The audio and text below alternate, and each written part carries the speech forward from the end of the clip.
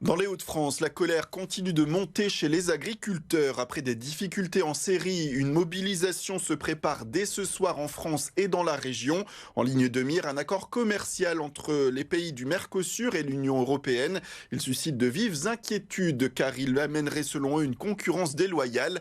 Le reportage à Somain chez un agriculteur avec Morgane Dubo. Vincent est agriculteur à Somain depuis plus de 20 ans. Entre ses champs de betteraves et son élevage bovin, 2024 a été compliqué. Cette année, on s'est mobilisé par rapport administrativement pour avoir des simplifications. Après, on a eu une météo quand même qui n'a pas été clémente avec nous agriculteurs. Et puis le bouquet final qu'on a eu en tant qu'éleveur aussi en début d'été, c'était à l'FCO. Moi, j'ai jamais connu une année aussi difficile à travers ma carrière. Dès lundi, il se mobilisera avec d'autres agriculteurs de la FDSEA du Nord et du Pas-de-Calais. Objectif, interpeller les pouvoirs publics. Pour avoir les avancées qu'on n'a pas eues en février-mars, la première chose.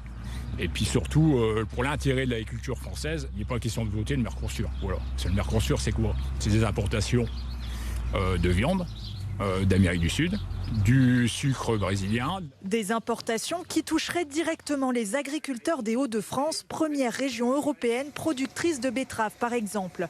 La mobilisation devrait durer jusqu'à la mi-décembre.